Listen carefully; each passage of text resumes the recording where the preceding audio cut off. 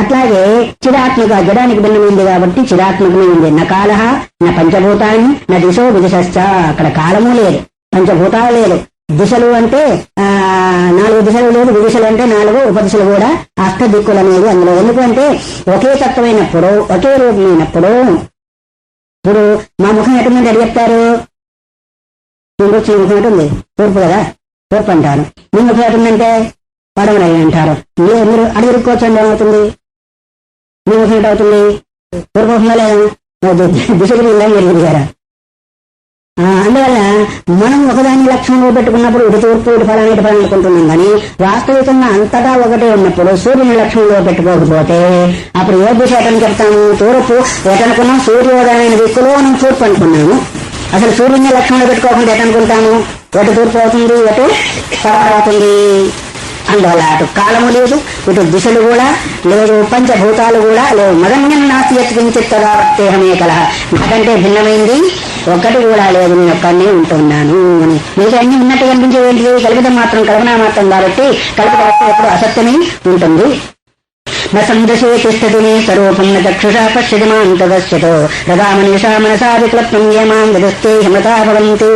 కైవల్యం యొక్క స్వరూపాన్ని సంక్షేపంగా చెబుతూ ఉన్నారు. నా సందృశే తిష్టతి మే స్వరూపం, నా యొక్క స్వరూపం ఏదైతే ఉందో ఉన్నట్టుగా ఎవరు కూడా మనస్సు ద్వారా అర్థం చేసుకోలేరు. చక్షు ద్వారా నపశ్యమాం, చక్షు ద్వారా అది చూడబడేది కాదు.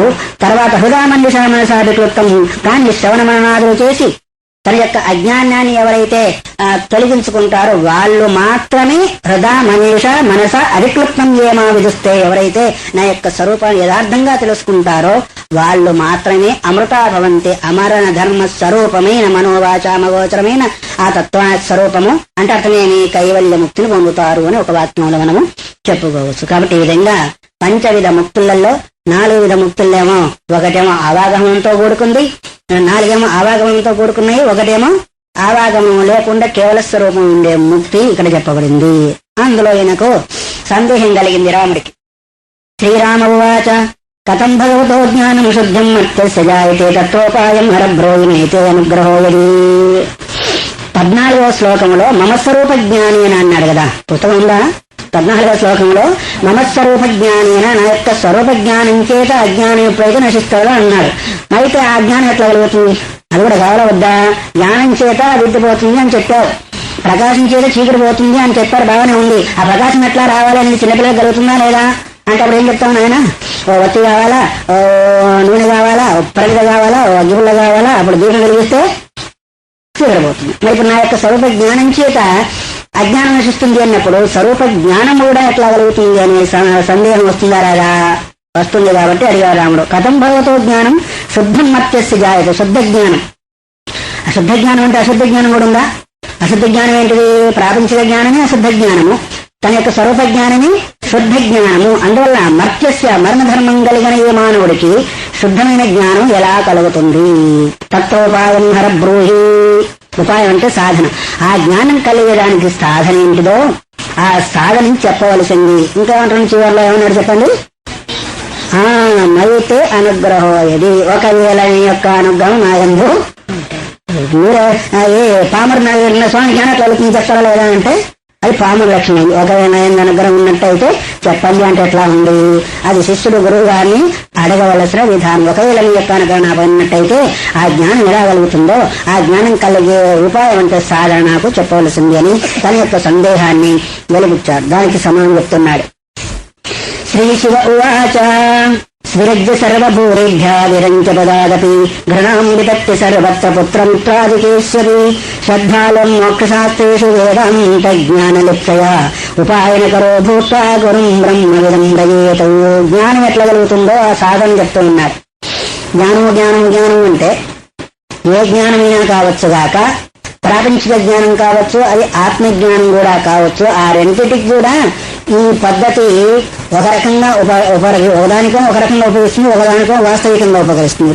ప్రాపంచిక జ్ఞానంగానేమో ఒక రకంగా, పరమార్థ జ్ఞానానికి వాస్తవికంగా లభిస్తుంది. విరజ్య సర్వభూతేభ్య సమస్త భూతముల యందు విరక్తి కలిగిన వాడు. భూతం ఎందు విరక్తి కలగడం ఏంటిది? సమస్త పదార్థాల యందు తర్వాత ఎక్కడికి ఆవిరించబడాలి. ఆవిర పదం అంటే బ్రహ్మపదం వరకు. ఆ బ్రహ్మభువనాలోకి ఈ లోకం నుంచి అంటే 14 లోకాలలో ఉండే భోగాల యందు ఆసక్తిని విడిచిపెట్టి వైరాగ్యం కలిగిన వాడు, విరక్తి కలిగిన వాడు. విగత రజ విరజ. రజ అంటే అర్థం రజో రాగాత్మకం విద్ధి. రజస్సు అంటే అర్థం రజోగుణం చేత కోరికలు కలుగుతాయి. ఆ కోరికల చేత క్రియ కలుగుతుంది. క్రియ ద్వారా పుణ్యాపుణ్యం కలుగుతుంది. ఆ పుణ్యాపుణ్యం ద్వారా సుఖ దుఃఖం కలుగుతుంది కదా. అందువల్ల ఒకటి కారణం ఏంటిది? సుఖ దుఃఖానికి హేతుభూతం ఏంటిది? సుఖ దుఃఖానికి హేతుభూతం పుణ్యాపుణ్యం. పుణ్యాపుణ్యానికి హేతు ఏంటిది? కారణం ఏంటిది? కర్మ. కర్మకు హేతు ఏంటిది? రజోగుణం. రజోగుణానికి కారణం ఏంటిది? అజ్ఞానం. అంటే అజ్ఞానం చేత రజోగుణం, రజోగుణం చేత కర్మ, కర్మ చేత పుణ్యాపుణ్యము, పుణ్యాపుణ్యం చేత సుఖ దుఃఖము. కాబట్టి ఒకటి ఎప్పుడైతే వస్తుందో మిగతా కూడా అందుకొరకే అన్నాడు ధ్యాయతే విషయాన్ పుంసః అన్నాడు. ధ్యానించడం అంటే అర్థం మేము కోరడము. అట్లా ఇక్కడ కూడా సమస్త పదాలు అంటే బ్రహ్మ పదం నుంచి కూడా ఎవరైతే విరక్తి కలిగి ఉండి ఘృణాంబుతత్వ సర్వత్ర పుత్రమా మిత్రాదికేషు ఎట్లాగైతే అశుద్ధమైందో మనకు హేయభావం కలుగుతుందో అట్లాగే పుత్రమిత్రాదికం ఎన్నైతే ఉన్నాయో వాటి యందు కూడా ఆసక్తిని వదిలిన వాడై ఎక్కడ వదులుతారు? ఎక్కడ వదులుతారు? ఎవరు వదులుతారు అంటే అర్థమేమి? దాని యొక్క మధ్యలోనే ఉండి వాటిని అంటకుండా ఉన్నట్టుగా ఉండాలి. వదిలిపెట్టి ఎక్కడికి వెళ్ళినా కానీ ఏదో ఒకటి ఉండే ఉంటుంది. కానీ ఆసక్తి లేకుండా ఉండడం ఏదైతే ఉందో వదిలిపెట్టడం. ఇప్పుడు ఇక్కడ ఉంది బజార్లో వెళుతున్నాము, మంచి వస్తువు కనిపించింది, తీసుకోవాలనిపించింది. కానీ తీసుకోగలుగుతామా? జేబులో డబ్బులు లేదు కానీ తీసుకోవాలని అయినప్పటికీ తీసుకోలేము. కానీ లోపల అభిలాష పోయిందా? తీసుకోవాలని అభిలాష పోలే. కానీ డబ్బులు లేకుండా అంటారే ఉపవాసం ఉన్న రోజు తిండికి లేని రోజు ఏకాదశి అన్నట్టుగా. తిండికి లేని రోజు ఏకాదశి అవుతుందా? కావాలని ఉపవాసం ఉంటే లేదంటే లేని రోజు ఏకాదశి, ఉన్న రోజు ఉగాది. అది ఎప్పుడు కలిగదు. అన్ని ఉండి కూడా కావాలి అంటే అప్పుడు ఏకాదశి అవుతుంది. అట్లాగే అన్నిటి సకల కారణాలు ఉన్నప్పుడు దాని మధ్యలో ఉండిన వాటిని కోరకుండా ఉంటే దాన్ని వైరాగ్యం ఉంటాడు. కానీ అభావంలో వైరాగ్యం అది వైరాగ్యం కాదు. వస్తువు యొక్క భావం వస్తు మళ్ళీ ఆ వైరాగ్యం అది అవుతుందంటే ఊడిపోతుంది. కాబట్టి ఘృణాంబితత్తి సర్వత్ర పుత్రమిత్రాది కేసు తన శరీర సంబంధులు ప్లస్ వస్తు వాహనాదులందు కూడా హేయభావం కలిగి, హేయభావం వస్తువుకి వ్యక్తికి ఎట్లా కలుగుతుంది అంటే ఇంక బాగా అననుకూలమే, ఇంకా వీడితో లాభము లేదనుకున్న బుద్ధి ఇంక పోనీలే అనే భావం హేయభావం కలుగుతుందా లేదా? పోతూ ఉన్నప్పుడు మలం పైన ఎట్లా అయితే అందుకొరకే యథైవ కాకవిష్ఠాయాం అన్నారు శంకర భగవత్పాదులు ఉపమానం ఇస్తూ. యథైవ కాకవిష్ఠాయాం కాకి మలం ముందు ఎట్లా అయితే హేయభావం ఉంటుంది. మనకు కావాలి అది కాకి మలము. కాకి మలం ఎవరికైతే అక్కర్లేదు కానీ హేయభావం ఉంటుందా లేదా? కాకి మలం ముందు ఎలాంటి హేయభావం ఉంటుందో అలాంటి భావమే పుత్రమిత్రాది ఆది అంటే సమస్త ప్రపంచాలు కూడా బ్రహ్మలోకం వరకు కలిగిన ఆనందాల వరకు కూడా వైరాగ్యం. దీన్ని ఏమన్నారు అంటే అది నిత్యానిత్య వస్తు వివేకము ఇహాముత్ర బలభోగం విరాగం వరకు కూడా వచ్చేసేస్తుంది దీని రూపంలో. ఆ తర్వాత ఏం చేయాలా? శ్రద్ధాలుర్మోక్ష శాస్త్రేషు వేదాంత జ్ఞానలిప్తయా. శ్రద్ధ కలిగిన వాడు ఎక్కడ? మోక్ష శాస్త్రాలు, మోక్షాన్ని బోధించే శాస్త్రాలు ఏంటి? ఉపనిషత్తులు, దానికి అనుగుణమైన గీత, తర్వాత బ్రహ్మసూత్రాలు, యోగసూత్రాలు వగైరా రామాయణ భారతలు ఏదైనా కావచ్చు కాక దాని ప్రతిపాదకమే దానికి అనుకరణమే ఉండే ఆ శాస్త్రాల ముందు. అందుకని గురు వేదాంత వాక్యేషు ఆస్తిక్యం శ్రద్ధ అన్నారు. శ్రద్ధ అంటే అర్థం ఏంటిది? గురువాక్యం ముందు వేదాంత వాక్యం ముందు ఏదైతే ఆస్తిక బుద్ధి ఉందో దాన్ని శ్రద్ధ అని అన్నారు. కాబట్టి దాని మీద శ్రద్ధ కలిగిన వాడే వేదాంత జ్ఞాన లిప్సయ, వేదాంత జ్ఞానాన్ని పొందాలి అనే భావన చేత. లిప్స అంటే అర్థమేమి? ఆకాంక్ష. అతి ఆకాంక్ష అంటే వేదాంత జ్ఞానం అంటే వేదాంతం అంటే అర్థమేమి? వేదై అంతేయో నిర్ణీత బ్రహ్మపద వాచ్యాస వేదాంత తస్య జ్ఞానలిప్స్య వేదాంత జ్ఞానలిప్త. వేదాలు చెప్పి చిట్ట చివరిలో ఏ తత్వాన్ని అయితే నిరూపణ చేసిందో అది వేదాంతం అంటే ఉపనిషత్తులు అంటే వేదాంతం కాదు, తప్పుగా భావిస్తాం. అది శంకర భగవత్పాదులు కూడా రాశారు తన యొక్క భాషలో. వేదాంతం వేదానామంతః వేదాంతం అంటారు. వేదై అంతేయో నిర్ణీత బ్రహ్మపద వాచ్య స వేదాంత తస్య జ్ఞానలిప్స్య వేదాంత జ్ఞానలిప్స్య. వేదాలు చెప్పి ఏ తత్వాన్ని అయితే నిరూపణ చేసి అవి తప్పుకొని పోయినాయో దాని యొక్క జ్ఞానాన్ని పొందాలి అనే ఆకాంక్ష చేత ఉపాయన కరో భూత్వ గురుం బ్రహ్మ విధం బ్రయేతు తద్విజ్ఞానార్థం సుగురమేవాభిగచ్చేది అనే దానికి దీన్ని తర్వాత తద్విద్య ప్రణిపాతైన పరిప్రశ్న ఈశ్వతి స్థితి వాక్యాలకు అనుగుణమైన వాక్యం ఇది. ఉపాయనకర అంటే చేతిలో ఒకరు తీసుకొని గురుం బ్రహ్మ విధం బ్రహ్మ జ్ఞాని అయిన గురువు దగ్గరికి వెళ్ళాలి. ఉపాయనకర భూత అంటే ఉపాయనం అంటే అర్థం ఏంటిది? ఏదో పత్రం పుష్పం ఫలం తోయం లోమే అన్నట్టుగానే ఏదో ఒకరు తీసుకొని గురువు దగ్గరికి వెళ్ళాలి. ఆ తర్వాత ఏమవుతుందో రేపు విన్నాం. హరి ఓం తత్సత్. శివార్పణమస్తు. 18వ శ్లోకంలో విరజ్య సర్వభూతేభ్య విరించ పదాదపి ఘృణముదత్తు సర్వత్ర పుత్రమితాదికేశ్వరి సమస్త విషయాల్లో వైరాగ్యం కలిగిన వాడంటే విగత విరాగస్య భావ వైరాగ్యమని దాని యందు కూడా ఆకాంక్ష లేకుండా కేవల తత్వంలో మాత్రమే ఆకాంక్ష కలిగి ఉండడం ఏదైతే ఉందో వైరాగ్యం అన్నారు. ఒక రకంగా చెప్పాలి అంటే నీవు కోరుకున్న వస్తువు యందు సంపూర్ణమైన ఆసక్తి కలిగి ఉండడమే వైరాగ్యం. ఏ లక్ష్యాన్ని చేరాలనుకున్నావో, ఏ లక్ష్యాన్ని పొందాలనుకున్నావో దాని యందు సంపూర్ణమైన ఆసక్తి కలిగి ఉండడమే వైరాగ్యం. ఇప్పుడు దేన్ని వదిలిపెట్టుకున్నారు, దేన్ని పట్టుకోమన్నారు? దేన్ని వదిలిపెట్టాలి, దేన్ని పట్టుకోవాలా? ఆత్మతత్వం కావాలనుకున్నావు, ఆ ఆత్మతత్వం అత్యంతమైన ఆసక్తి కలిగి ఉండడం ఏదైతే ఉందో అదే వైరాగ్యం. ఇంకా దేని ఇప్పుడు మనము ఇక్కడికి రావాలని అత్యంతమైన ఆసక్తితో ఉన్నాము, స్వామి వాళ్ళు వస్తారు, ఉపన్యాసం చెప్తారు, ఎట్లయినా వెళ్ళాలి అని ఆసక్తి ఉందనుకోండి, మీరు అనుకోకుండా అన్నింటిని వదిలిపెడుతున్నారా? అనుకుని వదిలిపెడుతున్నారా? ఇంట్లో వస్తువులను పట్టుకొని వచ్చారా? ఇప్పుడు ఇల్లు పట్టుకొని వచ్చారా? ఇంకా బంగారం ఏంటంత పట్టుకొని వచ్చారా? మీ ఆసక్తి ఏదైతే ఉందో వాటి నుంచి దానికి అదే తప్పించి వేసింది. ఆసక్తి అత్యంత ఆసక్తి లేని కారణం చేతనే అవన్నీ మిమ్మల్ని మనల్ని పట్టుకుంటున్నాయి. అవునా కాదా? ఒకదాన్ని మనం పట్టుకుంటే అవన్నీ ఊడిపోతాయి, ఒకదాన్ని మనం వదిలిపెడితే అవన్నీ మనం పట్టుకుంటాయి అన్నారు. ఒక నదిలో పెద్ద వర్షాకాలము ఏదో పట్టుకొని పోతూ ఉంటుంది. వాడు ఎవరో అనుకున్నాడంటే కంబల మూట ఎవడో వదిలిపెట్టుకున్నట్టు పోతుందని పోయి పట్టుకున్నాడు. దాన్ని అది వీలు పట్టుకున్నాడు. కంబల మూట కాదు, పాడు కాదు, అది ఎలుగుబంటి కదా.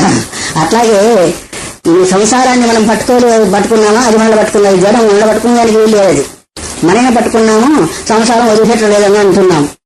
అందువల్ల ఏంటి మనం ఏ వస్తువునైతే కోరుకున్నామో, ఏ లక్ష్యాన్ని అయితే చేరుకోవాలనుకున్నామో దాని యందు అత్యంతమైన ఆసక్తి కలిగి ఉండడం ఏదైతే ఉందో అదే నిజమైన వైరాగ్యము. ఇంకా దేన్ని మనం పట్టుకోవాలక్కర్లేదు, దేన్ని వదిలిపెట్ట అక్కర్లేదు. దాని కొరకు పోతూ ఉంటే ఇవన్నీ వాటంతట అవే ఊడిపోతూ ఉంటాయి. ఇంకా రకరకాలుగా ఎన్ని వ్యాఖ్యానాలు చేసినా దేని కొరకు వైరాగ్యం చెప్తున్నారు అంటే లక్ష్యాన్ని చేరేదాని కొరకు అది అడ్డం కాబట్టి వైరాగ్యం అంటున్నారు. వాటి ముఖం మనం చూడకపోతే మనం దేని ముఖం చూడాలి, దాని ముఖం ఎప్పుడు నిరంతరం చూడాలనుకున్నప్పుడు చూస్తూ ఉన్నప్పుడు అవి పక్కన పోతావో లేదా? మనకు ఆకలి అవుతుంది, గబగబగా తినేస్తున్నాము, పక్క వాళ్ళని కనిపిస్తారు ఆ సమయంలో ఏదైనా. అట్లాగే అత్యంత ఆసక్తి చేత ఎప్పుడైతే అనుసంధానం చేయాలనుకుంటామో మిగతా వాటంతట అవే ఓడిపోతా ఉంటాయి. అందువరకు ఈ విధంగా ఉండిన వాడు శ్రద్ధాలు మోక్షశాస్త్ర వేదాంత జ్ఞానోపాయన కరోగొత్త గురం బ్రహ్మవిధించలేదు. ఆత్మజ్ఞానం కావాలనుకుంటే అత్యంత ఆసక్తి కలిగిన వాడు వివేక వైరాగ్య సాధన చతుష్ట సంపన్నులై ఉపాయన కరోగొత్త అంటే చేతిలో ఏదో ఒకటి తీసుకొని అన్నారు. ఏదో ఒకటి అంటే పనికొచ్చుదా పనికిరాందా? మలయాళ స్వామి దగ్గరికి ఎవరో భక్తులు అప్పుడు పూర్వకాలం ఇప్పుడు కాదులేండి వెళ్ళాలి దర్శనం చేసుకునే ఉద్దేశం చేత పళ్ళు కొంటున్నారంట. కొంటుంటే ఎటువంటి అన్ని కుళ్ళిపోయిన పనులన్నీ కొంటా ఉందంట ఆవిడ. ఎంతకమ్మా ఈ పండు కొంటున్నాం, మంచి వాళ్ళు తీసుకోవద్దు, మన గాలిలో స్వామి వారికి ఇచ్చేదాన్ని కొడుకు అన్నారంట వాళ్ళు. సూర్యుపోయిన నోట్లు కూలిపోయిన అడిపండ్లని స్వామి దగ్గర వస్తూ ఉంటారు, ఎందుకంటే అక్కడ అన్ని చెల్లిపోతా ఉంటాయని ఉద్దేశించేట. అందుకనకే ఒక డజను కుళ్ళిపోయి ఉన్నదానికంటే ఒక్క పండు శ్రద్ధయాదేయం అశ్రద్ధయాదేయం శ్రియాదేయం ధియాదేయం సంవిధాదేయం అని శాస్త్రం చెప్తుంది మనకు. అది లేకపోతే మన చేతులు ఏమో లేకుండా ఊరికి నమస్కారం చేస్తే వాళ్ళు ఏమవుతున్నారు కదా. ఆయన ఎందుకంటున్నారు చేతులు ఒకటి అనుకుంటా విజ్ఞానార్థం సగురుమేవాధిగచ్చేతు ఈ శ్రమిత్వాన్ని శ్రోత్రియం బ్రహ్మనిష్టం అని మనకు ముందు ఉపనిషత్తు చెప్తుంది. తద్విజ్ఞానార్థం అంటే నీ యొక్క ఆత్మస్వరూప జ్ఞానం కొరకు సగురుమేవాధిగచ్చేతు గురువు దగ్గరికి వెళ్ళాలి. ఎలా? సమిత్వాన్ని శ్రోత్రియం బ్రహ్మనిష్టం చేతిలో సమిధులు తీసుకునేవాడు ఆ శ్రోత్రుడు బ్రహ్మనిష్ఠుడైన గురువు దగ్గరికి వెళ్ళాలి అన్నారు. శ్రోత్రుడు అంటే అర్థం నేను ఒకసారి చెప్పాను, గుర్తుందో ఏదో. శ్రోత్రం వేదం తదీతేజీ శ్రోత్రయ వేదాధ్యయనం చేసిన వాడు, ఆ వేదంలో వేదాధ్యయనం ప్రకారం అనుష్ఠానం చేసిన వాళ్ళు ఎవరైతే వాళ్ళు బ్రహ్మనిష్ఠుడు. అలాంటి బ్రహ్మనిష్ఠులు శ్రోత్రుల దగ్గరికి ఎందుకు వెళ్ళాలా? సమిధలు ఎందుకు అంటే నీ దగ్గర ఆస్తంత నాకు ఇస్తావా లేదా, లేకపోతే ఈ సమిధతో నీ తలకాయ పగల కొడతా అవునా? మరి ఎందుకు సమిధులు తీసుకోవాలండి? పూర్వకాలంలో యజ్ఞాలు హోమాలు చేస్తుండే వాళ్ళు, మరి వీళ్ళు సమిధులు కూడా కడిగిలేకపోతే టైం అంతా కూడా మిగలదు కాబట్టి వీళ్ళు వెళ్తూ శిష్యులంతా కూడా సమిధులు తీసుకొని వెళ్ళేవారు. సమిధల్లో అంతరార్థం కూడా వేరుగానే ఉంది. ఏంటి అంతరార్థం అంటే ఈ సమిధులు ఎట్లాగైతే తాను స్వయంగా కాలిపోయి లోకానికి ప్రకాశాన్ని దాహశక్తిని ఇస్తుందో అట్లాగే నేను అనుష్ఠానం ద్వారా అధ్యయనం ద్వారా స్వయము మరి నన్ను నేను శుష్కింపజేసుకుని లోకానికి జ్ఞాన ప్రకాశాన్ని ఇస్తానని ఉద్దేశించి తీసుకుని వెళ్ళారు. కానీ ఈ కాలం శిష్యుల్లాగా మరి అప్పుడు లేరు. మరి ఇప్పుడు వెళ్ళేందుకు రామకృష్ణ అంటుండే శిష్యులు ఎట్లుంటారంటే తిండికి తయారు పనికి పరారు అలాంటి శిష్యులు ఉంటారంట. తిండికి తయారు కానీ పనికి చర్చ అక్కడక్కడ ఎక్కువ వస్తూ ఉంటుంటారంట. ఎందుకు అంటే ఆ పని మాకు చేత కాదు, ఈ పని మాకు ఇళ్ళ లేవా, ఇక్కడికి రావాలా, ఇంత దూరము ఇళ్ళ లేవా పనులు ఉన్నాయి, ఇక్కడికి వెళ్ళి రావాలా బ్రహ్మజ్ఞానం కొరకు. ఏం చేస్తారు బ్రహ్మజ్ఞానం అంటే గదిలో కూర్చుండి ఇదే బ్రహ్మజ్ఞానం, నిద్రపోతూ ఉంటారు. ఏమంటే అనుష్ఠానంలో ఉన్న అనే ఉద్దేశించేట. కాబట్టి శిష్యుడైన వాడిలో యోగ్యత ఏంటి, సాధించే చతుష్ట సంపత్తి. అందుకొరకే ఏమన్నారు, గురురిహేవ హితోపదేష్ట. ప్రశ్నోత్తమానికి మన చిన్న పుస్తకం, మన పుస్తకాలు ఉంటుంది. గురువు వరయ్య ఈ లోకంలో అంటే హితోపదేష్ట, హితాన్ని బోధించేవాడు. శిష్యస్థుకోవో శిష్యుల వరయ్య ఈ లోకంలో అంటే గురు భక్త ఏవా, గురువు అందు అచంచలమైన భక్తి కలిగిన వాడే శిష్యుడు అన్నారు. మరి ఒకరికుంటే ఒకరు. శిష్యుడు మంచివాడైతే గురువు మంచివాడికి దొరకడం లేదు పాపం, గురువు మంచివాడైతే శిష్యులు కూడా ఆజ్ఞను పాలించే వాళ్ళు దొరకడం లేదు, సమన్వయం కావడం లేదు. సమన్వయం అవుతే అది ఎంతో పుణ్యం. అందువల్ల ఉపాయనకర అంటే అర్థం ఎందుకు చేతిలో తీసుకుని వెళ్ళాలంటే సమయంలో అది. రెండవది ఏంటంటే రిక్తహస్తం నపశ్చేత రాజానం గురం బ్రాహ్మణం స్త్రీయం అన్నారు.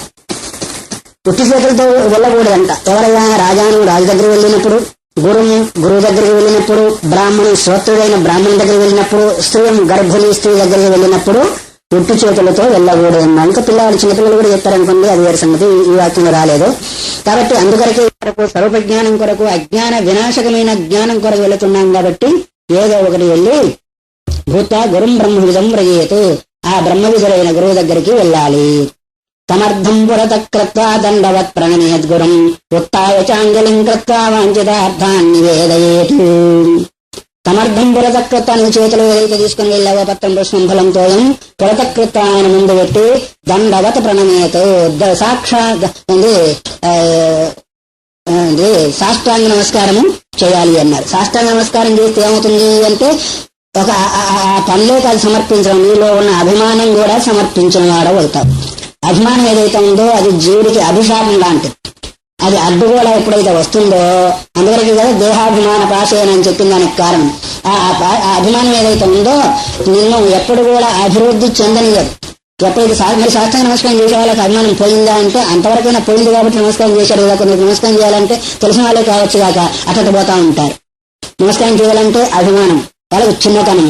కానీ మరి గురువు దగ్గర వెళ్ళిన తర్వాత కూడా అలాగే ఉంటే నువ్వు కోరుకున్నది వస్తుందా? అప్పుడు నీ యొక్క చర్య వల్లనే నీ లోపల భావన తెలుస్తూనే ఉంటూ ఉంటుంది. నీ చూపు, నీ మాట, నీ చేష్ట, ఈ మూడింటి ద్వారా నువ్వు ఎలాంటి మంచి వాళ్ళు గుర్తిస్తారు. ఏం చెప్పండి వర్తన. ఈ మూడింటి ద్వారా అయ్యో నేను చెప్పలేదు స్వామివారు ఎట్లా తెలుసుకున్నారని నీకు అప్పుడప్పుడు అనిపిస్తుందా లేదా? నేను నోటి నుంచి చెప్పలేదు, ఎట్లా తెలుసుకున్నారో తెలుసుకున్నారు. ఎట్లా తెలుసు దీని కొరకు పెద్ద బ్రహ్మజ్ఞానం అక్కర్లా. నువ్వు చూసే చూపు, మాట్లాడే మాట, నువ్వు ఒక నడుస్తుంటావే అక్కడి నుంచి ఇక్కడి నుంచి ఆ నడక, ఈ మూడింట్లో నీ యొక్క లోపల బట్టల నీ యొక్క భావం అంతా కూడా బట్ట వేరైతా ఉంటుంది. కాబట్టి అందువరకే సాష్టాంగ నమస్కారం చేసి ఉత్థావచాంజలిం కర్త, ఆ సాష్టాంగ నమస్కారం చేసిన మళ్ళీ లేచి రెండు చేతులు జోడించి నమస్కారం చేసి వాంఛితార్థం నివేదయేతం, ఎందుకైతే వెళ్ళావో దాన్ని నివేదించాలి అన్నారు. దైవానికి నివేదన చేస్తానే ప్రాణయస్వాహ పానయస్వాహ అని అతను నివేదన అంటే అర్థం ఏంటిది? సమర్పించడం, వేడుకోవడం. నివేదన అంటే అది ఆ రూఢి అర్థంలో పోయేది అనుకోండి. నివేదన అంటే అర్థం ఏమి? అనుకున్న వాక్యాన్ని, నువ్వు కావాలనుకున్న దాన్ని ఆయన ముందు ఉంచడము, దీన్ని నివేదన అన్నారు. అందువల్ల విరజ్ఞానమైన ధాతువు చేత నివేదన శబ్దాన్ని అంటే నువ్వు తెలపవలసింది అంటే నువ్వు ఎందుకైతే వెళ్ళావో ఆ విషయాన్ని ఆయనకు తెలపవలసింది. సేవాభిపరితోషేనం చిరకాలం సమాహిత సర్వవేదాంత వాక్యార్థం శూన్యాత్సు సమాహిత. ఇది మనకు అసలు కావలసిన విషయాలు. దీనిలో ఏది ఈ 13వ అధ్యాయంలో జీవుని యొక్క జ్ఞాన సాధన కొరకు కావలసిన ముఖ్యమైన పద్ధతిని అక్కడి నుంచి 18వ శ్లోకం నుంచి ప్రారంభం చేశారు.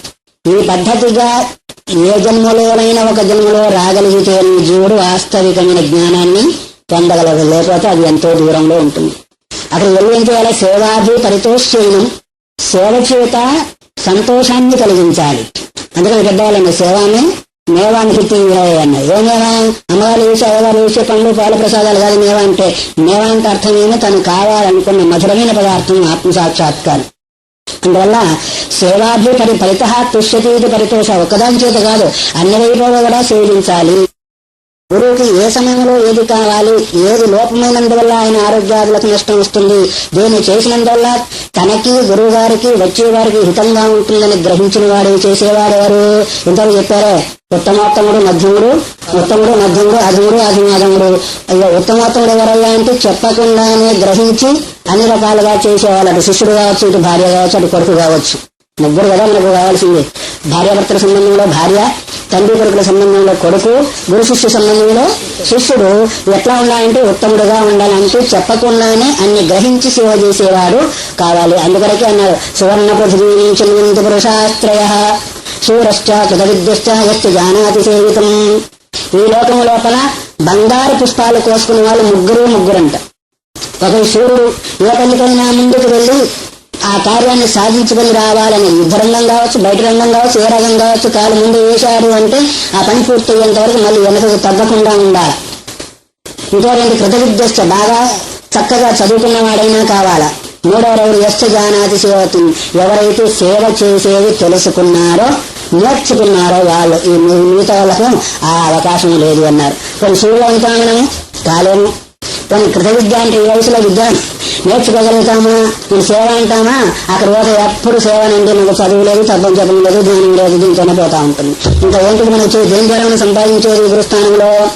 ఇప్పుడు ఎవరెవరు పెద్దవాళ్ళు అనిపించుకుంటున్నారో వాళ్ళందరూ కూడా ఆ విధంగా సేవ చేసి పైకి వచ్చిన వాళ్ళే తప్ప ఒక్కరు కూడా కాలు మీద కాలు వేసుకొని కూర్చుని తిని పైకి వచ్చిన వాళ్ళు లేరు ఈ జ్ఞాన మార్గంలో. అందువల్ల ఇంకోటి ఏంటి అంటే సేవ చేత సంతోషపడినట్టుగా ఇంకా దేని చేత కూడా వ్యక్తి సంతోషాన్ని కలగ చేయలేదు. అందువరకు కదా తండ్రి రుణం తీర్చుకోవచ్చు కొడుకు, కానీ తల్లి రుణం మాత్రము తీర్చుకోలేడు. ఎందుకంటే తండ్రి రుణం ఎట్లా జరుగుతుంది అంటే తాను ఒక సంతానాన్ని పొందినట్టయితే సంతానాభివృద్ధి ద్వారా తండ్రి రుణాన్ని తీర్చుకోగలుగుతాడు. తల్లి రుణం ఎందుకు తీర్చుకోవాలి? తల్లి 9 మాసాలు గర్భాలు పెట్టి మోసింది, నువ్వు మోయగలుగుతావు అని మళ్ళీ కొన్ని రకరకాలుగా సేవ చేసింది, నిజంగా సేవ చేయగలుగుతావా? మరి ఎట్లా జరుగుతున్నాయంట, నువ్వు రుణం తీర్చుకున్నావు నాయన అని ఆయన నోటి నుంచి వచ్చి అంత సేవ చేయగలిగితే అప్పుడు తల్లి రుణం తీర్చుంది తప్ప లేకపోతే ఆ రుణం తీర్చేవాళ్ళు ఎవరు? ఈ రోజుల సేవ కది పెళ్లి కాగానే వాళ్ళకు వృద్ధాశ్రమే గతి, అది కూడా కొంతమందికి లేనే లేదు. మరి అటు ఆనందం కాదు, ఇటు గురువునం ఎట్లా జరుగుతుంది అంటే సేవ చేసైనా తీర్చుకోవాలా. లేదా బ్రహ్మజ్ఞాని, తాను బ్రహ్మజ్ఞాని అయితే గురువు యొక్క సేవ, ఎందుకంటే అది జ్ఞాన తంత్రం వివక్షేత్సి, జ్ఞానం యొక్క తంత్రం అంటే దారాన్ని పెంచకూడదు అన్నారు.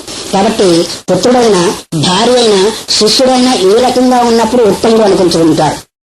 తర్వాత చెప్పిన తర్వాత చేసేవాళ్ళు ఎవరు? చెప్పిన తర్వాత చేసేవాళ్ళు మొదలు చెప్పుకున్న ఉత్తమోత్తములు కదా. చెప్పిన తర్వాత చేసిన వాళ్ళు చేసేవాళ్ళు ఇంగిత జ్ఞానం కలిగి చేసేవాళ్ళు ఎవరయ్యా? మధ్యములు, ఉత్తములు అనుకోండి. తర్వాత మధ్యములు, అధములు ఎవరు? మధ్యములు ఎవరైనా చెప్పిన తర్వాత కూడా 1-2 వదిలిపెట్టి 3వసారి జ్ఞానం చేస్తారు. అధములు ఎవరయ్యా అంటే చెప్పిన తర్వాత కూడా చేయకుండా పోయేవాళ్ళు అధములు అన్నారు. అందువల్ల మనం ఏ కోవకు చెందిన వాళ్ళము, దేని కొరకు మేము ప్రయత్నం చేస్తున్నాము, ఏం చేసినందువల్ల మనం ఆ జ్ఞానాన్ని పొంది జ్ఞానం అంటే ఊరికే అంగట్లో దొరికే బెల్లము కాదు.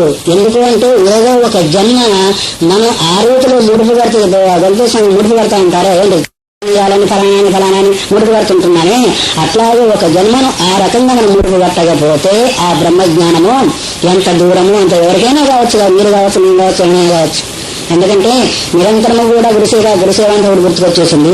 ఇక అది చెప్పవలసి వస్తుంది. కాశీలో ఒక మహానుభావుడైన వాడు ఉండేవారు. ఆయన ఏంటిది భూత భవిష్యత్తు వర్తమానాలను తెలిసిన మహానుభావుడు. చాలా మంది శిష్యులు సేవ చేస్తున్నారు. చివరి సమయం వచ్చేసేసింది, పరీక్ష చేయాలనుకున్నారు.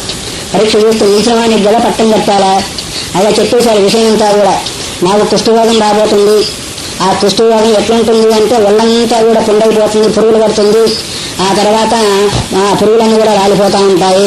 ఎవరు సేవ చేస్తారు చెప్పండి నాయన అన్నారు. ఎవరు సేవ చేస్తారు? కుష్ఠరోగం అంట, క్షీణంట, రక్తం అంటే చిసిచి ఇదంతా ఈ గురువు కాకపోతే ఇంకో గురువు, ఈ ఆశ్రమం కాకపోతే ఇంకో ఆశ్రమం అనుకునే ఉంటుంటాయి కదా వాళ్ళు, నాలాంటి వాళ్ళు. అందులో ఒకరి తర్వాత ఎవరు వచ్చిన దీని కొరకు, వచ్చిన వేరే కొరకు దీని కొరకు సేవ చేశాను. కానీ మొత్తం ఆనందాలు కూడా వెళ్ళిపోయారు, ఒక్కడు మాత్రం మిగిలారు.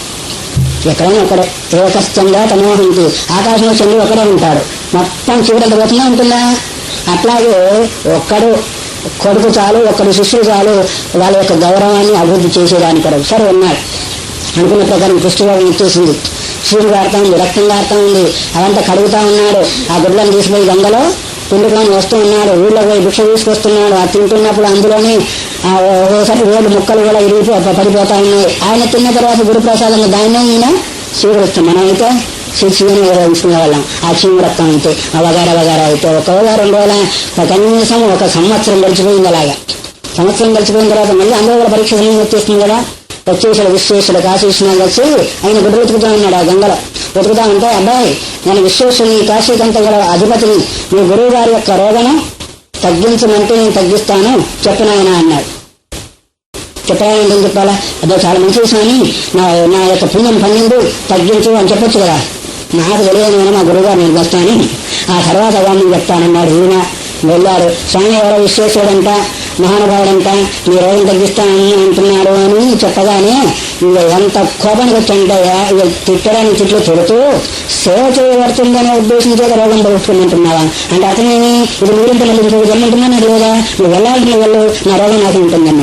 అందులో సదా విశ్వేశ్వరుడు గారు మీ దారిలో మీరు వెళ్ళిపోండి, నా రోగం నాకు ఉంటుంది. అట్లా విష్ణుమూర్తి, అట్లాగే బ్రహ్మదేవుడు వచ్చిన ఆఖరికి గురుదేవుడు రోగం లేదు, ఏం లేదు, మొత్తం శిష్యుడే. నాయన నీవే శిష్యుడు అంటే ఇందువల్లని అప్పుడు హస్తమస్తక సంయోగం ద్వారా జ్ఞాన ప్రబోధించి ఎట్లాగే వివేకానందుడికి పరమేశ్వర వారు జ్ఞానోపదేశం చేశారు, అట్లాగే ఆయన కూడా జరిగింది. ఎందుకు చెప్తున్నామంటే పరీక్షాకాలం వస్తే అందరూ పారిపోతా ఉంటారు. గురువాజ్ఞాన్ని అయితే ఎవరైతే ఉల్లంఘించి వెళుతూ ఉంటారో, నువ్వు గురువాక్యాన్ని పాటించినప్పుడు గురువాక్యాన్ని నువ్వు అనుష్ఠానం చేస్తున్న లెక్కేంటి? అది గురువాక్యమే, ఇది గురువాక్యమే. నువ్వు గురువాక్యం పాటించి గురు అనుసంధానం చేసినప్పుడు గురుగీత చదువుతో అక్కడ నుండి పోయి తీసుకోండి. ఒకటి ఆ గురుగీత ప్రకారం మనం ఉన్నామా లేదా అనే భావం ఎలా ఉంటే నిజమైన శిష్యులుగా అప్పుడు అవుతా ఉంటాం. ఏదో మంచిగా వేసించారు గురువు అంటే గురువు, శిష్యుడు అంటే నీ బ్రహ్మజ్ఞానం ఎక్కడో ఉంటుంది. ఎవరైనా గురుభక్తి శిష్యుడు ఎవరైనా అంటే గురుభక్త లేదా అయితే మరి గురువు ఎట్లాంటి ప్రవర్తించే ఉండాలి, ఆయన కూడా ఈయనగితాన్ని కోరేవాడుగా ఉండాలి. అప్పుడు కానీ సమన్వయం అవుతుంది, బ్రహ్మజ్ఞానానికి హేతువుతో ఉంటుంది. కాబట్టి ఎవరి సేవనే చేయొచ్చు కానీ గురు సేవ చేయడం చాలా కష్టం. ఎందుకంటే కూర్చుంటే తప్పు, లేస్తే తప్పు, పడుకుంటే తప్పు, తింటే తప్పు, తినేవో తప్పు, రకరకాలుగా ఉంటాయి. అక్కడ అన్ని కూడా అనుభవించవలసిందే. అందుకని గురువు గారి కంటే ముందు లేవాలా, గురువు గారు పడుకున్న తర్వాత పడుకోవాలా, గురువుగారు భోజనం చేసిన తర్వాత భోజనం చేయాలా. మరి ఈ రోజుల్లో గురువుగారు తర్వాత చేసినా చేస్తారో మనం చేస్తామని ఉద్దేశం చేసిన వాళ్ళు కూడా ఉన్నారు. కాబట్టి ఆ విధంగా సేవ చేయగలిగిన వాడిని మాత్రమే అందుకొరకే సేవయా అని చెప్పేదాన్ని, పరిప్రశ్నైన సేవయా అని చెప్పేదాన్ని. కానీ ఏంటిది తగిద్దు ప్రణిపాతైన పరిప్రశ్నైన సేవ అన్నారు. కానీ నువ్వు డబ్బిస్తే వస్తూ ఇస్తాడు అని ఉద్దేశించేది ఎక్కడ చెప్పబడలేదు. సేవలో నీ యొక్క శరీరము నలిగిపోవాలా, ఆ సేవ ఎలా ఉండాలా, నిష్కామమై ఉండాలా, శ్రద్ధతో కూడుకున్నది ఉండాలా. అప్పుడు అలాంటి వాడికి బ్రహ్మోపదేశం జరుగుతుంది. 1,000 నీకు 10,000 అనుకో, ఆయన ఉపదేశం ఇచ్చా నీకు ఫలించు. ఎందుకంటే ఆయన అనుగ్రహం ఉంటే కదా. మీరు ఎట్లాగైతే మీ పిల్లలు చల్లగా ఉండాలి, చక్కగా ఉండాలి అనుకుంటారో, అట్లాగే నాకు పిల్లలు ఎవరు శిష్యులు కదా పిల్లలు. ఆ విధంగా ఎట్లా అనుకుంటారు, మనస్సుకు శాంతి కలిగేట్టుగా ప్రవర్తిస్తూ అనుకుంటారా, అశాంతి కలిగేట్టు అనుకుంటారా? అందుకొరకే మరి వాళ్ళు అభివృద్ధి చెందలేకపోయేదానికి కారణం ఏంటంటే ఈ రోజుల్లో సేవాభావం పోయింది, భక్తిభావం పోయింది. అక్కడ ఉంటే మనకి ఏమొస్తుందా అనే భావన చాలా మందికి 199 మందికి ఉంది తప్ప మిగతా వాళ్ళందరూ కూడా ఎక్కడ పోవాలో అక్కడే ఉంటా ఉంటారు. సంతోషం చిరకాలం సమాహిత, 1 రోజు కాదు 2 రోజులు కాదు, చాలా కాలం వరకు. ఎంతవరకు అయ్యా అంటే మనం పుణ్యం పొందేంతవరకు లేదా మన యొక్క సంచితము నశించేంత వరకు సేవ చేయవలసింది. అందుకొరకు కదా పూర్వకాలంలో 100 గోవులు ఇచ్చి 1000 గోవులు అయ్యేంత వరకు అరణ్యం నుంచి తిరుగుతాగుడు అని ఆయన పండించారు.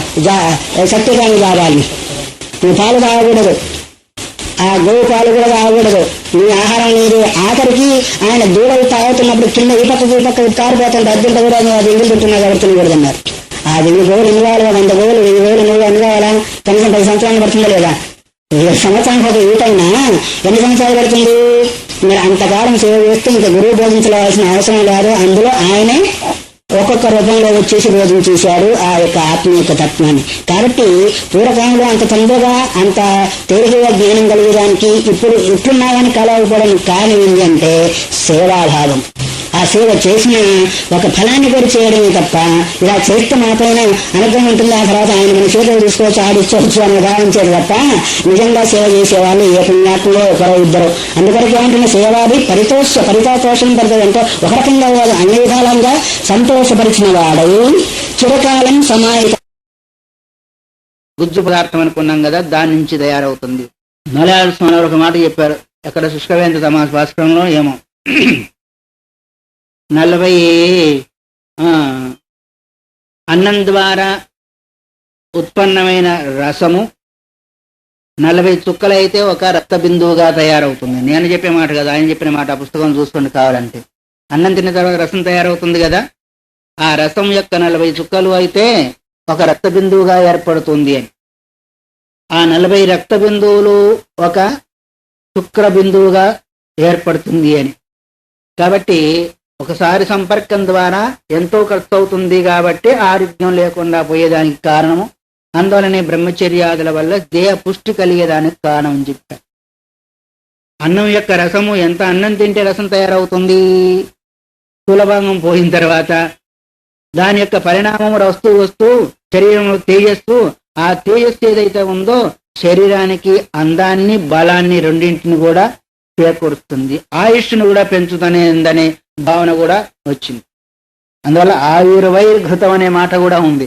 ఆయుష్ని పెంచుతుందా, తుంచకపోవచ్చు కాక ఉన్నట్టుగానైనా అది చేసేదానికి అవకాశం ఉంటుంది. కాబట్టి ఈ విధంగా చూసినట్టయితే అన్నం యొక్క పరిణామం వస్తూ వస్తూ వస్తూ ఎముకలు, మజ్జ, మాంసము, తర్వాత మేధ, ఆ తర్వాత వచ్చే వరకు చిట్ట చివరిది ఏంటిది? శుక్రం అంటే తేజస్సు. సప్త ధాతువుల ద్వారా ఎట్లాగైతే కొంచెం కొంచెం కొంచెం లాక్కొని వచ్చిందంటే ముద్దగా ఉన్న బంగారాన్ని ఏది నిప్పులో కాల్చి కొట్టి కొట్టి ఇంక సన్నగా చేసి చిన్న చిన్న రంధ్రాలు ఉంటాయే, ఆ రంధ్రాల నుంచి లాగి లాగి చిట్ట చివరికి ఎట్లాగైతే గొలుసుగా తయారు చేయబడుతుందో అలాగే స్థూలమైన ఆహారము ఒకటొకటి నెమ్మది నెమ్మదిగా మారి మారి మారి మారి తేజస్సు దగ్గరికి సప్త ధాతువులు మొత్తం తయారవుతాయనే విషయాన్ని చెప్పుకుంటూ వచ్చారు. వాతపిత్త కపశ్చాత్ర ధాతవ పరికీర్తిత దశాంజలి జలం జ్ఞేయం. ఇక్కడ చెప్తున్నాను, నేను చెప్పేదానికి ముందే. వాతపిత్త కపశ్చాత్ర ధాతవ పరికీర్త. వాతము, పిత్తము, కఫము ఈ మూడు కూడా ఆహారాదుల వ్యత్యాసం ద్వారా కలిగేవి. వాతం అంటే శరీరంలో వాతం వచ్చిందంటారే, శరీరం లావెక్కుతా ఉంటుంది, మోకాలు వంగకుండా ఉంటాయి, వగైరా వగైరంతా కూడా. పిత్తము అంటే ఆ పైత్యం ద్వారా పైత్యం కలిగిందనే ఉద్దేశం చెప్తా ఉంటారే అది. తర్వాత కఫం అంటే జలుబు వగైరా చేసి ఆ ముక్కు ద్వారానో గొంతు ద్వారా వచ్చేది కఫం. ఇవి కూడా ధాతులను చెప్పబడ్డాయి. సరే, ఏ ఆహారము ఎలా ఈ దీనిలో పరిణామం ఎట్లా చెందుతుంది? శరీరంలో ధాతులు తయారన్నారు కదా.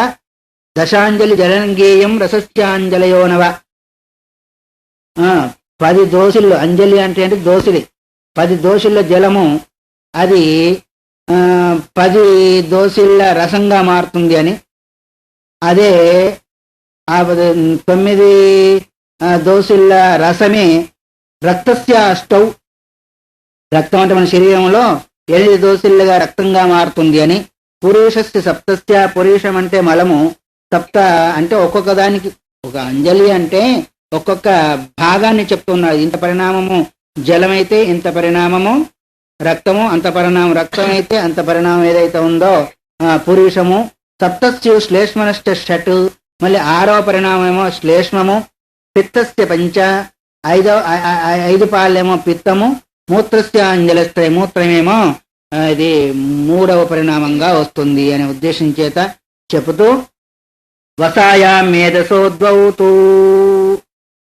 మేధ వస మేధసోద్వౌతూ మజ్జా త్వంజలి సంహిత.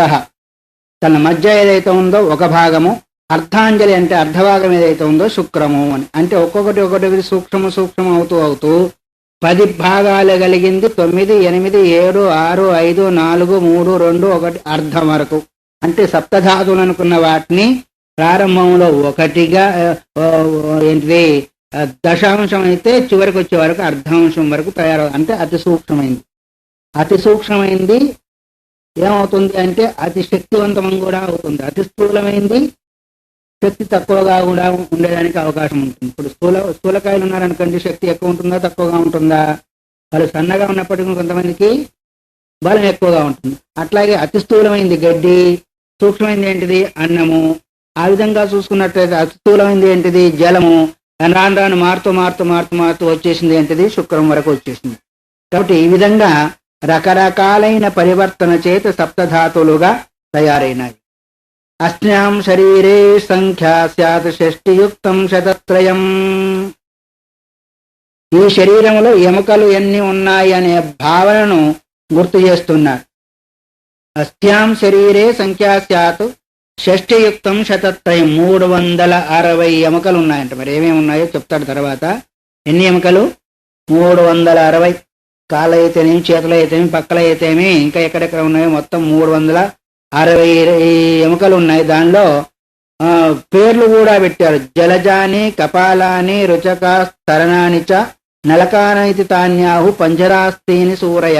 5 రకాల ఎముకలు ఉన్నాయి. పేర్లు వేరుగా, ఒకటే ఎముకల యొక్క సమూహం ఒకటే అయినప్పటికీ 5 విధాలైన పనులు చేసేవి, 5 రకాలుగా మార్పు చెందేవి కాబట్టి 5 పేర్లు కలిగి ఉన్నాయి.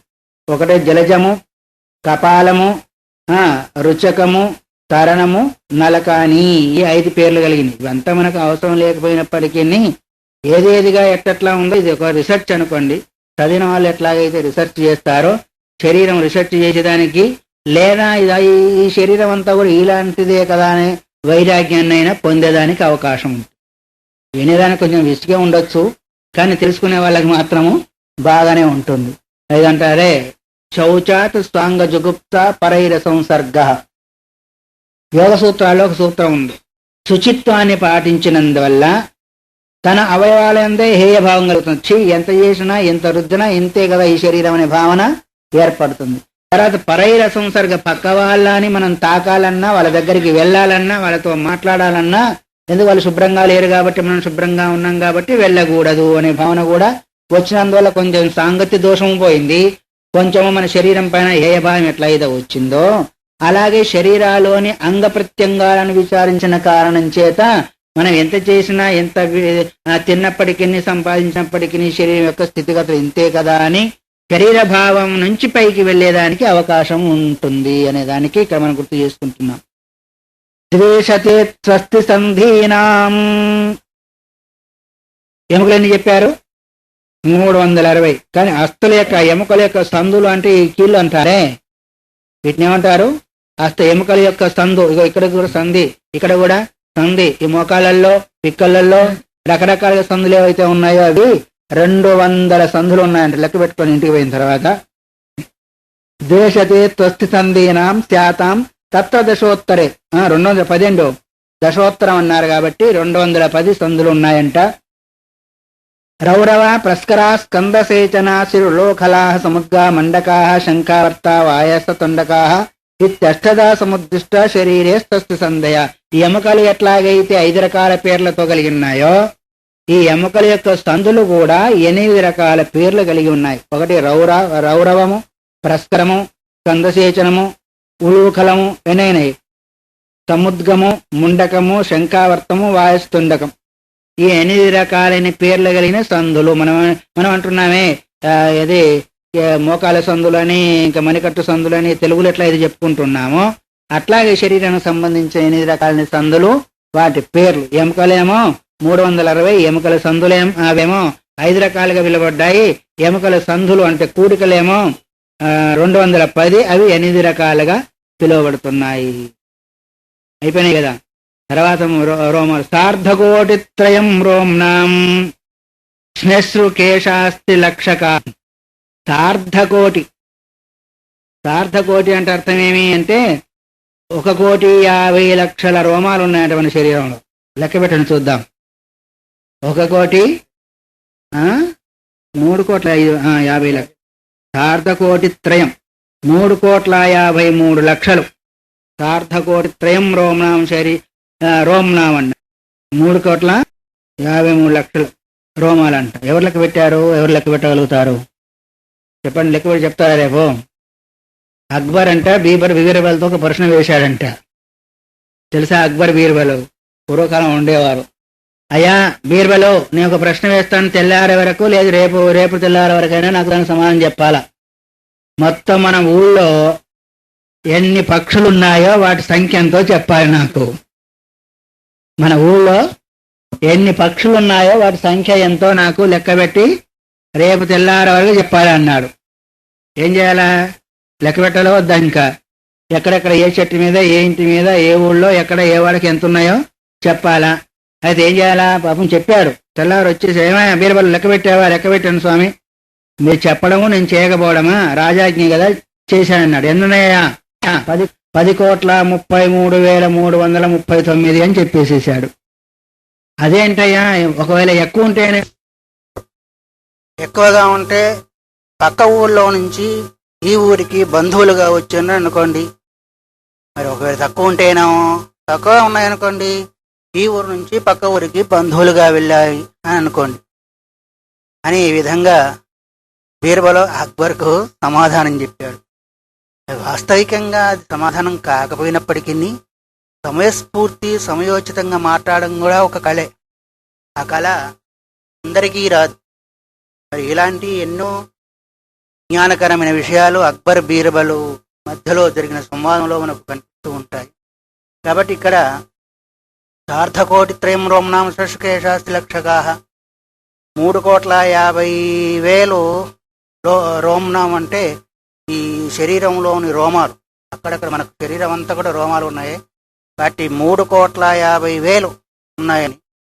శ్మశ్రకేశాస్తి లక్షకా, శ్మశ్రం అంటే మీసాలు, కేశాలు అంటే తల వెంట్రుకలు కలిసి మొత్తం 3 లక్షలు ఉన్నాయి అని ఈ విధంగా ఎక్కడెక్కడ రోమాలు, కేశాలు, మీసాలు ఇవన్నీ వీటి యొక్క చెప్పేసి దేహస్వరూపమేవంతే ప్రోక్తం దశరథాత్మజ దేహం యొక్క వాస్తవిక స్వరూపం ఏంటో, దానిలో ఏమేమి ఉన్నాయో దాన్ని ఇప్పుడు నీకు చెప్పాను అని శివుడు రామునికి దేహం యొక్క స్వరూపాన్ని చెబుతూ రకరకాలైన విషయాలను, ఎన్నో విషయాలు, మనకు తెలియని విషయాలన్నీ కూడా ఇందులో వర్ణించబడ్డాయి.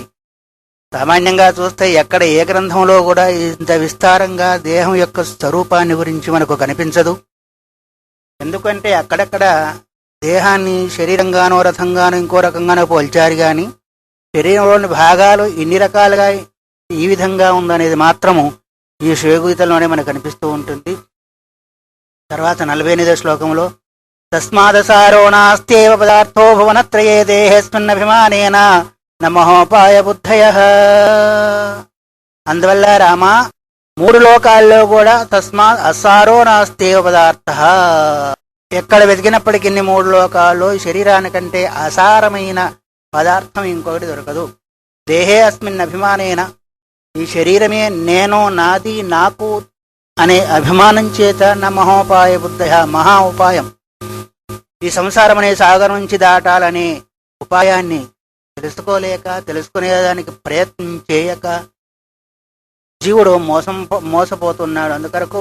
ఎందుకంటే శరీరము సాధన అనే శబ్దం చేత చెప్పబడిన శరీరమాద్యం ఖలు ధర్మ సాధనం. ఏ కార్యం చేయాలన్నా కానీ శరీరం కావాలి. శరీరం లేకుండా ఏ పని చేసేదానికి కాదు. అయినప్పటికీ అసారభూతమైన పనికిరాని శరీరం అని వర్ణించినప్పటికీ దాంతోనే మనం బయటికి వెళ్ళాలి. సాధన లేదు, వస్తువు దేంతో తయారైంది కాదు, వస్తువు చేత మన యొక్క పని నెరవేరేట్టు చూసుకోవాలా ఎక్కడైనా కానీ. అందువల్ల శరీరం యొక్క స్వరూపం ఈ విధంగా రకరకాలుగా బోధించినప్పటికీ అది జీవుడికి మహా ఉపకరణం. కాబట్టి అహంకారేణ పాపేన క్రియంతే హంత సాంప్రదం తస్మాదేత స్వరూపంతు విబోద్ధవ్యం మనీషిణ. అహంకారేణ పాపేన, అహంకారం అనేది ఒక పాపం జీవుడికి. ఆ అహంకారం అనే పాపం చేత రకరకాల క్రియలు క్రియంతే హంత సాంప్రతం. ప్రస్తుతము ఈ శరీరంలో ఉండి జీవుడు జ్ఞానాన్ని సంపాదించవలసింది పోయి రకరకాలైన పాపాన్ని సంపాదిస్తున్నాడు. నేను కర్తను, నేను భోక్తను అనే ఈ అహంకారం చేత పాపాన్ని తస్మాదేతస్వరూపంతో విబోద్ధవ్యం మనీషిణ. మనీషి అయినవాడు, బుద్ధిమంతుడైన వాడు, సంస్కారవంతుడైన వాడు దేహం యొక్క స్వరూపాన్ని వాస్తవంగా తెలుసుకొని దాన్ని ఏ విధంగా వినియోగం చేసుకున్నట్టయితే స్వరూప జ్ఞానానికి అది సాధనగా అవుతుందో ఆ రూపంగా వినియోగించుకున్నవాడే మనిషి అనిపించుకుంటున్నాడు. అలాంటి వాడే జ్ఞాని అవుతాడు. దాని ద్వారా మళ్ళీ ఈ శరీరం అనేది రాకుండా పోతుంది. జనమన ప్రవాహ రూపమైన ఈ సంసారాన్ని దాటగలుగుతాడు. అందువల్ల ఈ 9వ అధ్యాయంలో పరమశివుడు రామునికి శరీరం యొక్క స్వరూపాన్ని బోధించాడు. తర్వాత ఈ శరీరంలో జీవుడనేవాడెవడు, శరీరమే జీవుడా, దానికంటే వేరే జీవుడు అనేవాడు ఉన్నాడా, ఆ జీవుని యొక్క స్వరూపం ఏంటి? ఇంతవరకు శరీరం యొక్క స్వరూపం తెలిపినట్టుగానే జీవునికి కూడా ఒక స్వరూపం ఉందా, ఉంటే ఏ విధంగా ఉంటుంది అనే ఉద్దేశాన్ని 10వ అధ్యాయంలో అడగబోతున్నాడు శ్రీరాముడు. అందువల్ల మనం ఈ రకంగా విచారించామంటే ఒక వస్తువు యొక్క స్వరూపాన్ని వెనక ముందు మధ్యలో యథార్థ స్వరూపంగా వర్ణించినట్టయితే చూసినట్టయితే దానిలో సారం ఏమి లేదని తెలుస్తుంది. కాబట్టి శరీరం యొక్క గతి కూడా అంతేను.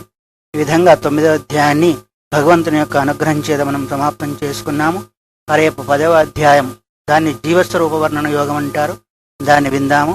అంతవరకు సెలవు. హరి ఓం తత్సత్. శివార్పణమస్తు.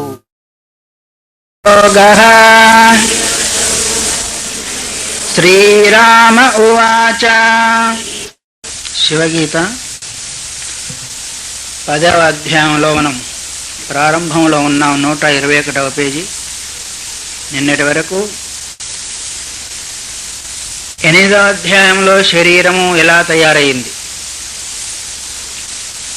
గర్భ బాల్య యౌవన వార్ధక్య మరణావస్థలలో జీవుడు ఆ శరీరంతో ఎలాంటి బాధలు అనుభవిస్తారు అని, 9వ అధ్యాయంలో శరీరంలో కల భాగాలు ఏవేవి, ఎన్ని రకాలుగా, ఎక్కడెక్కడ ఉండి ఏమేం పనిచేస్తున్నాయో అనే విషయాన్ని విన్నాం. అది శరీరం యొక్క స్వరూపమైంది. దేని ద్వారా శరీరం వస్తుందో, ఏది ఉన్నందువల్ల శరీరం వస్తుందో, ఏది ఉన్నందువల్ల శరీరం పని చేస్తుందో, ఇప్పుడు దాని యొక్క స్వరూపాన్ని అడుగుతూ ఉన్నాడు రాముడు. ఏదున్నందువల్ల శరీరం పనిచేస్తుంది? జీవుడు ఉన్నందువల్ల శరీరం పనిచేస్తుంది. జీవుని కొరకే శరీరం కావాలి. శరీరం చేతనే జీవుడు సుఖదుఖానుభవాన్ని పొందగలుగుతాడు. దాన్ని జిజ్ఞాసగా మన యందు కరుణ ఉంచి రాముడు మన కొరకు అడుగుతున్నాడు, ఆయన కొరకు కాదు. మొట్టమొదటి ప్రశ్న ఏంటిది? భగవన్ కుత్ర జీవోసౌ జంతోర్దేహే అవతిష్ఠతే. ప్రాణుల యొక్క శరీరములో జీవుడు ఎక్కడ ఉంటాడు? మొట్టమొదటి ప్రశ్న అది. అందరికీ తెలుస్తుంది ఎక్కడ ఉంటాడు. శరీరం అంతటా ఉంటాడా? ఒక మూలలో ఉంటాడా? కాల్లో ఉంటాడా? చేతిలో ఉంటాడా? తలకాయలో ఉంటాడా? తలకాయ తీసేస్తే పోతుందంటారు కదా, తలకాయలో ఉంటాడేమో జీవుడు అని రకరకాలుగా మనకి సందేహాలు వస్తూ ఉంటాయి. కాబట్టి మొదటి ప్రశ్న ఏంటిది? జీవుడు ఎక్కడ ఉంటాడు. రెండవ ప్రశ్న, జాయతే వా కుతో జీవ. ఎక్కడి నుంచి ఆయన జన్మను పొందుతాడు? ఎక్కడి నుంచి వచ్చి శరీరములో ప్రవేశిస్తాడు? మూడవ ప్రశ్న, జీవుని యొక్క స్వరూపం ఏంటి? స్వరూపం చాస్తి కిం వద. జీవుని యొక్క స్వరూపం ఏమి? నాలుగవ ప్రశ్న, దేహాంతే కుత్రవా యాతి. దేహాన్ని వదిలిపెట్టిన తర్వాత ఎక్కడికి వెళుతాడు? ఇది అందరికీ కావలసిన విషయమే. చక్రాలలో ప్రవేశించిన వాళ్ళకు తప్ప, సంసార చక్రంలో ఉన్న వాళ్ళందరికీ కావాల్సిందే. షడ్ చక్రాల ద్వారా వెళ్ళిన వాళ్ళకి ఎవరికి అవసరం లేదు. కాబట్టి గత్వావా కుత్ర తిష్టది. ఈ శరీరాన్ని వదిలిపెట్టిన తర్వాత ఎక్కడికి వెళ్ళి ఎక్కడ ఉంటాడు? ఎన్నైనా ఇప్పటికీ 4. కథమాయాతివా దేహం. మళ్ళీ శరీరం లోపలికి ఎలా వస్తాడు, లేదా రాకుండానే ఉంటాడా? మొత్తము 6 ప్రశ్నలు వేశాడు. మొత్తం 6 ప్రశ్నలు. ఆ 6 ప్రశ్నలకు సమాధానం ఏం చెప్తాడో, ఈ 6 ప్రశ్నల యొక్క స్వరూపమే 10వ అధ్యాయము 11వ అధ్యాయం. అందువల్ల మనకు కావలసిన ఈ 4 అధ్యాయాలు ఏ విధంగా మనం అవగాహన చేసుకున్నట్టయితే వాస్తవికతను గుర్తించి ప్రాపంచిక సుఖభోగాదులందలి వ్యామోహాన్ని తగ్గించుకొని పరమాత్మ యొక్క మార్గములో నడవగలుగుతారో అవన్నీ ఇందులో ఉన్నాయి. 4 పెనమలూరు రాకముందు ఎక్కువ తెనాల్లో ఉంటుండేవాడిని. అక్కడ డాక్టర్ గారు ఉన్నారు, డాక్టర్ పూర్ణకుమార్ గారిని. వారు ఈ 4 అధ్యాయాలు చదివిన తర్వాత చాలా మట్టుకు మాకు సంబంధించిన స్వామి అని కొన్ని పుస్తకాలు తీసుకొని ఏ డాక్టర్కి ఇదే ఉంటుందే పుట్టినరోజు అని ఉంటారు, ఏమంటారు దాన్ని, బర్త్డే ఇంగ్లీష్లో. బర్త్డే రోజు మాత్రం వాళ్ళకు కానుకగా ఇస్తుండేవారు. అందువల్ల శరీరం పరిస్థితి వాళ్ళకు కావాలి, జీవుని యొక్క స్వరూపం కూడా కావాలి. జీవుడు అంటారు, ఎక్కడ ఉంటారు, మేము ఎన్నిసార్లు ఆపరేషన్ చేస్తాం, ఎక్కడే కనిపించలేదే అని వాళ్ళ యొక్క ప్రశ్న. ముక్కలుగా చేసాం, కాళ్ళు కోసేసాం, చేతులు కోసేసాం, తలకాయ కోయలేదనుకోండి, తలకాయ కోస్తే జీవుడే ఉన్నాడు, అది కూడా చేసేస్తారేమో డబ్బుల కొరకి. కాబట్టి ఎక్కడ కనిపించలేదే అనే సందేహం వాళ్ళకి. కనిపించేదైతే ఇన్ని అవస్థలే అక్కర్లేదు, ఆపరేషన్ చేసి అందరూ చూసుకోవచ్చు. ఆ ఉద్దేశాన్ని చక్రాలు చక్రాలు చక్రాలు అని చెప్తా ఉంటే విన్నాడు కక్కయ్య. కక్కయ్య ఎవరు తెలుసా? మన కక్కయ్య తెలుసు కానీ కక్కయ్య తెలియదులేండి. బ్రహ్మంగారు సిద్ధయ్య గారికి చక్రాల గురించి చెప్తా ఉంటే ఆయన గబుక్కన నేరుగా వెళ్ళి పడుకోనున్న భార్యను చీల్చాడు. అవి కనిపించాడు ఆ కళ్ళకి, భావన మాత్రమే తప్ప అవి కనిపించేవి కాదు. అందువల్ల అట్లాగే ఇప్పుడు మొట్టమొదటి ప్రశ్న ఏంటిది అంటే, ఈ శరీరము జీవుడు ఎక్కడా ఉంటాడు అనే దానికి ప్రశ్న సమాధానం రావాలి. శ్రీ శివ ఉవాచ సాధు పృష్టం మహాభాగా గుహ్యాద్ గుహ్యతరం యత్. గోప్యానికంటే రహస్యానికంటే కూడా రహస్యమైన విషయాన్ని నీవు అడిగావు నాయన. సాధు పృష్టం, బాగా అడిగావు. అడిగే దానిలో కూడా ఒక పద్ధతి, ఒక స్వారస్యము, ఒక వినయ విధేయత, ఒక పటుత్వము, ఒక శ్రద్ధ, ఇవన్నిటితో కూడుకున్న ప్రశ్న అయితే దానికి సరి అయిన సమాధానం తప్పకుండా వస్తుంది. దీనిలో ఏ ఒక్కటి లోపమైనా చెప్పేవాళ్ళు గుర్తిస్తారు వీళ్ళు ఏ ఉద్దేశం చేత అడుగుతున్నారు అనేది. అందువల్ల సాధు పృష్టం మహాభాగా, బాగా అడిగావు. ఎందుకంటే గుహ్యాతి గుహ్యతరం హ్యతి, ఇది చాలా గోప్యమైన విషయం. దీనిలోనే అందరూ ఫెయిల్ అయిపోతూ ఉన్నారు. మంచి వాళ్ళు ఫెయిల్ అయిపోతున్నారు, పెద్దవాళ్ళు ఫెయిల్ అవుతూ ఉన్నారు, అనుభవం ఉన్నవాళ్ళు ఫెయిల్ అయిపోతున్నారు, అనుభవం లేని వాళ్ళు కూడా ఫెయిల్. అనుభవం ఉన్నవాళ్ళంటే కొంతవరకు అనుభవమే, ఆత్మానుభవం ఉన్నవాళ్ళు కాదు. మాలాంటిగా వాళ్ళు పుస్తకాలంతా కూడా చూసి వాళ్ళు వేసేవాళ్ళు చాలామంది ఉన్నాం. దీన్ని ఏమన్నారు మలయాళ స్వాముల వారు? శుష్క వేదాంతం, ఎండిపోయిన వేదాంతం అన్నాడు ఆయన. ఆ శుష్క వేదాంత తమో భాస్కరం అని ఒక పుస్తకమే వారు రాశారు మొట్టమొదలు. అందుకొరకే ఆచరణ లేని వేదాంతము కళాయి లేని పాత్రలోని పప్పు పులుసు వంటిది అన్నారు. పుస్తకాలు చదివి బాగా వల్లెవేయవచ్చు, కానీ ప్రాపంచిక వ్యామోహం కొంచెం కూడా పోదు. అటువంటి వాళ్ళని ఏమన్నారు? శుష్క వేదాంతులు అన్నారు. ఎవరో విద్యాప్రకాశానంద స్వామి వారు, ఆయన ఊరికే శుష్కం అనేది ఏంటిది? సంస్కృత పదం. ఎండిపోయిన వేదాంతం ఉంటుండేవాడు ఆయన. వేదాంతం కూడా ఎండిపోతుంది అంటే వేదాంతం ఎండిపోదు, ఆచరణ ఎండిపోతూ ఉంటుంది. అందుకొరకు మన అమ్మగారు వ్యాసాలను ఇది వ్యాసాశ్రమంలో అమ్మగారులు అంతా పాడుతున్నారు, ఇప్పుడు కూడా పాడుతున్నారు. ఆచరణ లేని వేదాంతము అంతటా నిండినది మేలుకోమని మేలుకొలుపులో వాడుతూ ఉంటారు. ఆయన మేలుకుంటే కదా అసలు ఆయన పెద్ద నిద్రలో ఉన్నాడు, సమాధిలో ఉన్నాడు. ఆయన మేలుకుంటే కానీ మనకు మళ్ళీ ఆచరణ వేదాంతం వస్తుందేమో. అందువల్ల ఎలాంటి విషయాలు గుహ్యాత్ గుహ్యతరం యతి అన్నప్పుడు చాలా గోప్యమైంది. ఇది గుహ్యతమం శాస్త్రం ఇదముత్తం మయానఘ, అతి రహస్యమైంది, ఇంద్రియ గోచరం కాంది, రకరకాల ఉపమానాలతో చెప్పినప్పుడు బుద్ధి సూక్ష్మత లేని కారణం చేత బుద్ధి సూక్ష్మత రానప్పుడు ఆ అనుభవం కలుగుతుందా? సూక్ష్మమైన వస్తువుకి సూక్ష్మమైన బుద్ధి కావాల. దృష్టితేతు అగ్రయే బుద్ధ్యా సూక్ష్మయా సూక్ష్మదర్శిభి అని మనకు కఠోపనిషత్తు. సూదిబిత్వం ఎంత ఉందో దానికంటే కూడా సూక్ష్మమైతే కానీ దారం అందులో పడుతుంది. కాబట్టి మనము అలాంటి విషయాన్ని అందుకోగలిగిన సంస్కారం మన బుద్ధికి ఉందా లేదా మొదలు చూసుకోవాలి. లేకుంటే తెచ్చుకునేదానికి ప్రయత్నము చేయాలి. అందుకొరకే ఈ విషయం ఏదైతే ఉందో చాలా రహస్యమైంది అని చెప్పేదానికి. రహస్యం అంటే అర్థమేమి? రహస్యం అంటే అర్థం ఏంటిది? అయ్యో, రహస్యం అనే శబ్దానికి అర్థం చెప్పమంటే చెప్పడం లేదు ఎవరు. ఇది చాలా రహస్యమైంది, ఎవరికి చెప్పకండి అంటామా లేదా మాటల్లో? గోప్యమైంది, గోప్యమైంది అంటే రహస్యమైంది. రహస్యమైంది. రాముడు ఎవరంటే దశరథుని కొడుకు, దశరథు కొడుకు దశరథు ఎవరంటే రాముని తండ్రి. అంతవరకే వచ్చింది. కానీ ఎవరికి తెలియంది అయితే ఇక తెలియకుండానే పోతుంది. అందరికి తెలిసింది అయితే రహస్యమే కాదు. ఎవరికి చెప్పకూడనిది అనొచ్చా?